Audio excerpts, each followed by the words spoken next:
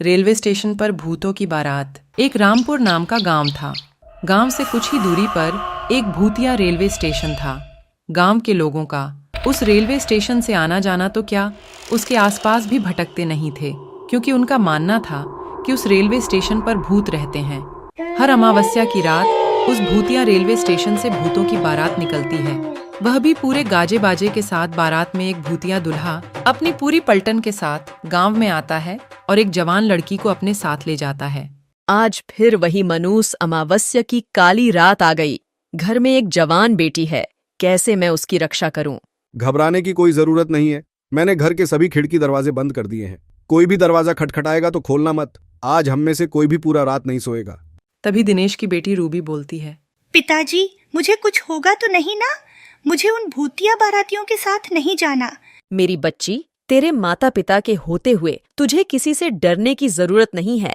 पूरा गांव दहशत से अपने अपने घर में छिपकर बैठ जाता है। तभी गांव में ढोल और शहनाई की आवाजें आने लग जाती हैं। आवाज इस भूतिया बारात की ही थी, जो रेलवे स्टेशन से निकलकर गांव की तरफ आ रही थी। गांव वालों, दिखाई और सुनाई नहीं देता क्या? तुम लोग को तो देखो, बारात आई है। हमारा स्वागत नहीं करोगे? मेरी दुल्हन कहाँ है? कहीं दिखाई नहीं दे रही मुझे। अब भूतिया बारात गांव में आ चुकी थी। सुनीता अपनी फूल जैसी बेटी को एक कोने में छुपाकर बैठी हुई थी।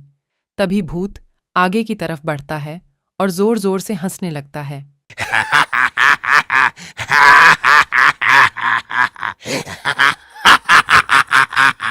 आज तो मेरी शादी है, बिना दुल्हन लिए मैं यहां से जाने वाला नहीं हूं। तुम गांव वाले मेरी दुल्हन को साथ विदा करते हो, या मैं खुद तुम्हारे मातम के साथ उसे अपने साथ ले जाऊं? गांव में पूरा सन्नाटा था, मानो गांव में कोई इंसान ही नहीं रहता हो। तभी वह भूतिया दूल्हा दिनेश के घर में दरवाजा तोड़कर घुस जाता है। तुम्हारा दामाद आया है, स्वागत नहीं करोगे अपने दामाद का? मेरी बेटी को छोड़ दो, वो अभी बच्ची है। उसकी अभी शादी की उम्र रही है। बेशक तुम मेरी जान ले लो। मुझसे झूठ बोलता है बुढ़े। कल तू ही तो अपनी बेटी के लिए दूसरे गांव में रिश्ता देखने गया था।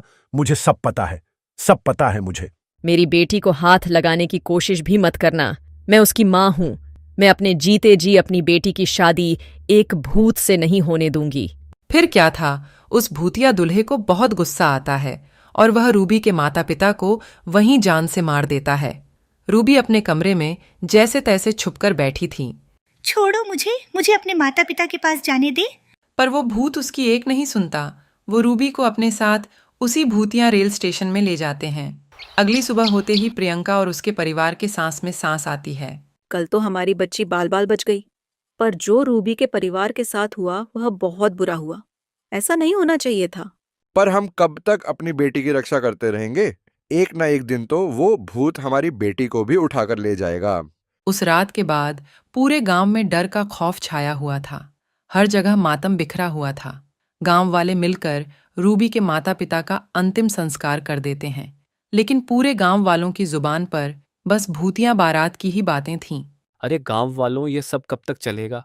वे भूत बेधड़क आते हैं और हमारी आंखों के सामने हमारी बेटियों को उठाकर चले जाते हैं, और हम बेबस, लाचार बस देखते रह जाते हैं। दिनेश की बेटी रूबी हमारी भी तो बेटी थी ना?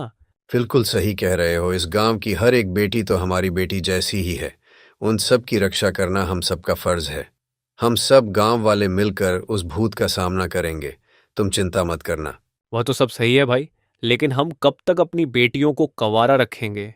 जिसकी भी बेटी जवान और शादी के लायक होती है, पता नहीं कैसे उस भूत को पता चल जाता है और वह उसे उठा के अपने साथ ले जाता है। मेरी बेटी भी है और उसकी भी अब शादी होने वाली है। मैं कैसे अपने कलेजे के टुकड़े को उस भूत के हवाले कर दूं? अगले दिन पूरा गांव मुकेश की बेटी प्रियंका के शादी में लगा था। एक तरफ सजावट तो दूसरी तरफ मिठाइयां बन रही थीं। अब फेरों का समय था। दूल्हा दुल्हन मंडप में बैठे हुए थे कि तभी अचानक रेलवे स्टेशन से भूतिया बारात गांव की तरफ आ जाती है। सभी गांव वाले भूतों को देखकर अपने अपने घरों में छिप जाते हैं। अरे गांव वालों, तुम सबने तो मेरा साथ देने का वादा किया था ना? और कहा था कि हम इन भूतों का मुकाबला करेंगे। अब क्या हुआ तुम्हारे वादे का? तभी मुकेश की बेटी प्रियंका और पत्नी शोभा भी वहां आ जाती हैं। तुम्हारा यह साहस कि मेरे बिना तुम अपनी बेटी की शादी करने चले थे। जैसे ही भूत प्रियंका के माता पिता को मारने वाला होता है कि तभी प्रियंका उसी भूतिया दूल्हे के सामने आ जाती है और कहती है, आप मेरे माँ बापूजी को मत मारिए। अच्छा छोड़ दूं, इसे मैं बस एक ही शर्त पर छोड़ूंगा, अगर तुम मेरे से शादी करोगी। नहीं नहीं मेरी बच्ची, शादी के लिए तू हाँ मत करियो। तेरी शादी से अच्छा है कि यह भूत हमारी जान ले ले। माँ पिताजी, अगर इस भूत से शादी करने से आप दोनों की जान बचती है तो मैं यह शादी जरूर करूंगी। यह कहते ही भूतिया दुल्हा अपने बैंड बाजी के साथ प्रियंका को अपने साथ भूतिया रेलवे स्टेशन की ओर ले जाने लगता है। रुक जा मेरी बेटी, तू ऐसा मत कर।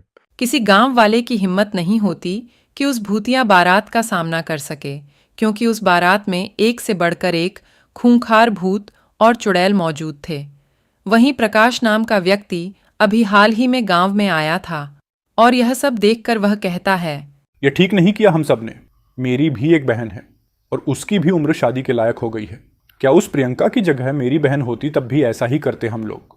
गांव की बेटियों को हम यूं ही उन भूतिया बारातियों के हवाले करते आ रहे हैं, कल को मेरी सरिता का नंबर ना हो। भैया भाभी, मुझे बहुत डर लग रहा है। आए दिन इन भूतों का खौफ बढ़ता ही जा रहा है। दुल्हन का वह सुहाग का जोड़ा उनके मौत के जोड़े में तब्दील होता जा रहा है। बहन तू चिंता मत कर, मैं इसका समाधान जरूर निकालूंगा और तेरे साथ साथ इन गांव वालों को भी इन भूतिया बारातियों से मुक्त कराऊंगा। इसके बाद प्रकाश जंगल में एक तपस्वी तांत्रिक के पास जाते हैं और उनके पास पहुंचकर अपने गांव का हाल बताता है। बेटा, मैं देख पा रहा हूं कि तुम्हारे गांव पर एक श्रापित भूतिया बारात का साया है और उस भूतिया बारात से छुटकारा पाने के लिए मेरे कहे अनुसार नियमों का पालन करना होगा। जी तांत्रिक बाबा।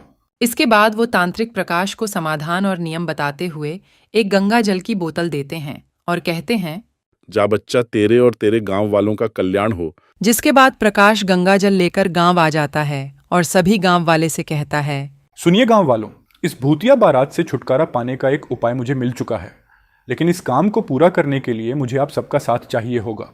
हम सब तुम्हारा साथ देंगे, बताओ क्या करना है। बस आप सब एक काम कीजिए कि आज की रात शादी का प्रबंध कीजिए, बाकी सब मैं संभाल लूंगा।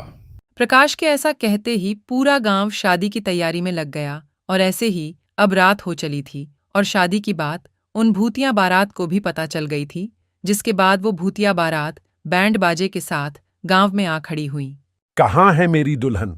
बताओ कहाँ है मेरी दुल्हन? भूतिया दूल्हा मंडप में एक दुल्हन को देखता है और उसे अपने साथ भूतिया रेलवे स्टेशन के अंदर एक पुरानी सी ट्रेन के डिब्बे में लेकर चला जाता है, जहां पर बहुत सारे कंकाल ही कंकाल पड़े हुए थे। तभी वह दुल्हन घूंघट उठाते हुए कहता है, ये रही तुम्हारी दुल्हन, कर लो अब शादी। धोखा, धोखा हुआ है मेरे साथ, धोखा। मैं तुम्हें नहीं छोड़ूंगा। भूत के ऐसा कहते ही प्रकाश अपने हाथों में छुपाए हुए गंगा जल को उस ट्रेन में पड़े कंकाल के ऊपर छिड़क देता है और बाहर निकल जाता है, जिसके बाद उस पूरी ट्रेन में आग लग जाती है और वह भूतिया बारात उस आग में भस्म हो जाती है। अशोक के इस काम से अब गांव में बेटियों की शादी अच्छे से होने लगती है और सब कुछ ठीक हो जाता है।